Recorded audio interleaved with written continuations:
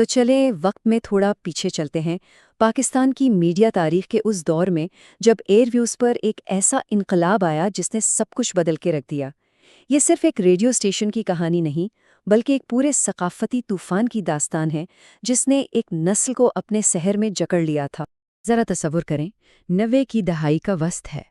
ہر گھنٹے کے شروع میں ایک پروقار آواز ایک مخصوص وقفے کے ساتھ یہ جملہ ادا کرتی ہے۔ یہ آواز ایک ثقافتی ریسیٹ بٹن کی طرح تھی۔ یہ صرف ایک سلام نہیں تھا، یہ ایک نئے، ایک روشن اور ایک بہت ہی دلچسپ دور کا اعلان تھا۔ لیکن سوال یہ پیدا ہوتا ہے کہ آخر اس ایک ریڈیو فریکوینسی میں ایسا کیا جادو تھا کہ آج 30 سال بعد بھی اس کا نام سنتے ہی ایک پوری نسل ماضی کی خوبصورت یادوں میں کھو جاتی ہے۔ آئیے آج اس مشترکہ یادداشت کی گہرائی میں اترتے ہیں اور اس کی وجہ تلاش کرتے ہیں۔ اچھا، اس انقلاب کو ٹھیک سے سمجھنے کے لیے پہلے یہ دیکھنا پڑے گا کہ اس وقت حالات تھے کیا، یعنی FM 100 کی آنے سے پہلے پاکستان کی میڈیا کی دنیا کیسی تھی۔ تو دیکھیے، ایک طرف تھا سرکاری ریڈیو، یعنی اسٹیٹک سے بھری رسمی آوازیں، اور پھر دوسری طرف اچانک سے FM 100 آ گیا، 24 گھنٹے چلنے والی کرسٹل کلیئر اسٹیریو آواز، اور وہ بھی بالکل دوستانہ ذاتی انداز میں۔ سچ پوچھیں تو یہ فرق دن اور رات جیسا تھا، اور یہ وہ تبدیلی تھی جس کا نوجوان پاکستان شدت سے انتظار کر رہا تھا۔ اور جو نوجوان تھے ان کے لیے تو یہ ایک الگ ہی چیز تھی۔ یہ ایک طرح سے روایات سے ایک خوشگوار بغاوت جیسی تھی۔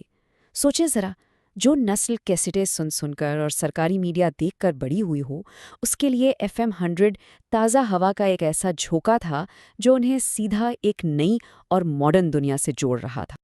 لیکن دیکھیں، بات صرف صاف آواز یا نئی ٹیکنالوجی کی نہیں تھی۔ FM 100 کی کامیابی کا اصل راز تھیں وہ آوازیں جو سپیکر سے نکل کر سیدھا دل میں اترتی تھیں۔ وہ صرف ڈی جیز نہیں تھے، وہ تو لوگوں کے ساتھ ہی ان کے دوست بن گئے تھے۔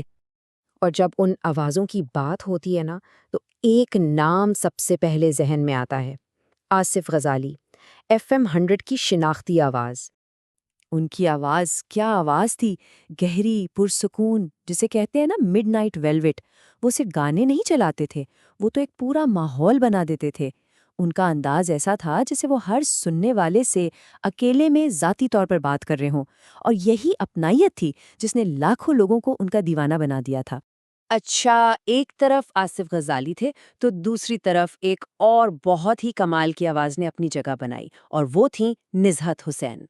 اس زمانے میں جب ریڈیو پر خواتین کی آوازیں اتنی عام نہیں تھیں، نزہت حسین کی آمد ایک بہت بڑی بات تھی، اور ان کا کمال یہ تھا کہ وہ اردو شاعری اور ماڈرن میوزک کو اتنی خوبصورتی سے ملاتی تھیں کہ لگتا تھا جیسے علم اور سٹائل ایک ہو گئے ہیں۔ انہوں نے ریڈیو کو ایک نیا وقار بخشا۔ لیکن شاید ایک شخصیت ایسی تھی جو ان سب سے بھی زیادہ مشہور ہوئی اور جس کا سماجی اثر بہت ہی گہرا تھا۔ جی ہاں، ڈاکٹر اعجاز وارث۔ وہ صرف ایک ڈی جے نہیں تھے، وہ تو جیسے پورے ملک کے رازداں بن گئے تھے۔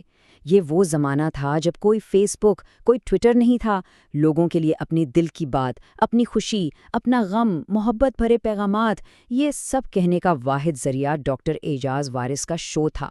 تو یہ جو ڈی جیز تھے یہ صرف الگ الگ ستارے نہیں تھے، ان سب نے مل کر ایک ایسی کمیونٹی بنا دی تھی جو انٹرنیٹ سے بہت بہت پہلے کا ایک حقیقی سوشل نیٹ ورک تھا۔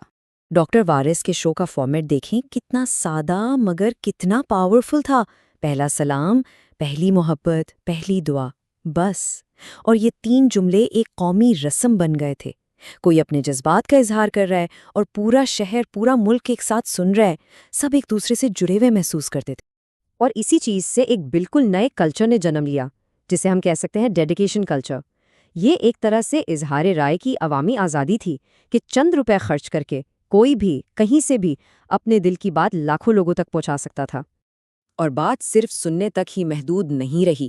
FM 100 نے اس جادو کو پرنٹ میں بھی اتار دیا۔ ان کا ایک میگزین آتا تھا، اور اس میگزین نے پہلی بار ان آوازوں کو چہرے دیے جنہیں لوگ روز سنتے تھے۔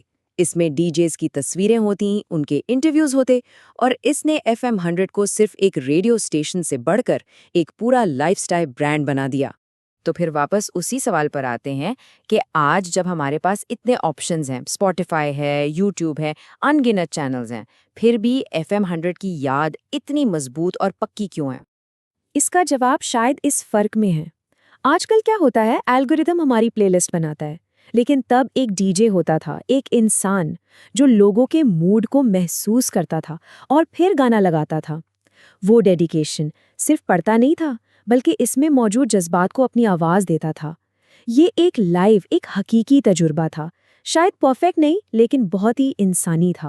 اصل میں FM 100 صرف ایک ریڈیو اسٹیشن نہیں تھا، وہ ایک زمانے کا ساؤنڈ ٹریک تھا۔ یہ انٹرنیٹ سے پہلے کا، 9/11 سے پہلے کا دور تھا، جب فکریں بھی سادہ اور چھوٹی ہوتی تھیں، امتحان کا ٹینشن، دوستوں سے لڑائی، پہلی محبت۔ تو جب ہم اس کی بات کرتے ہیں نا، تو ہم صرف گانوں کو یاد نہیں کرتے، ہم اپنے اس کھوئے ہوئے معصوم وقت کو یاد کرتے ہیں۔ اور یہی ساری بات کا خلاصہ ہے۔ FM 100 کی کامیابی اس کی ٹیکنالوجی میں نہیں، اس کے احساس میں تھی۔ وہ صرف سگنل نہیں بھیجتا تھا، وہ احساسات نشر کرتا تھا، اور اسی لیے پورا پاکستان اسے دل و جان سے سنتا تھا۔ تو آخر میں ایک سوال پر بات ختم کرتے ہیں۔ آج جب ہر ایک کے پاس اپنی پلے لسٹ ہے، اپنی دنیا ہے، تو کیا ہم نے وہ چیز کھو دی ہے؟ وہ جو ایک ساتھ ایک ہی وقت میں ایک ہی گانا سننے کا مشترکہ تجربہ تھا؟